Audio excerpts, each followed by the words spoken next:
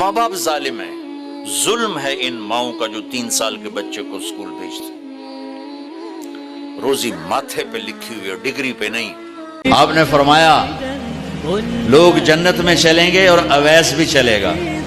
جب جنت کے دروازے پر پہنچیں گے تو اللہ تعالیٰ فرمائے گا باقی چلے جاؤ، اویس رک جائے۔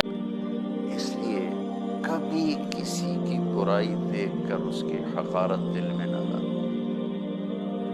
اس کا مسلمان ہونا بہت بڑی خیر ہے، پتہ نہیں کب توبہ کر لے، یا وہ توبہ نہ کرے اور پتہ نہیں کب اللہ اس کی کسی بات کو پسند کر کے کہ جاؤ معاف کیا، کیونکہ معاملہ کریم ذات کے ساتھ ہے۔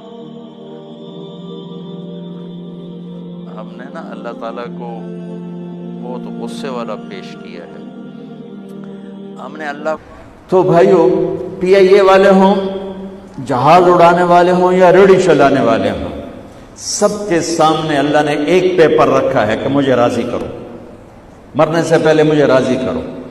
اللہ کو راضی کر لینا فتح ہے، کامیابی ہے، اور اللہ کو ناراض کر لینا شکست ہے، ناکامی ہے۔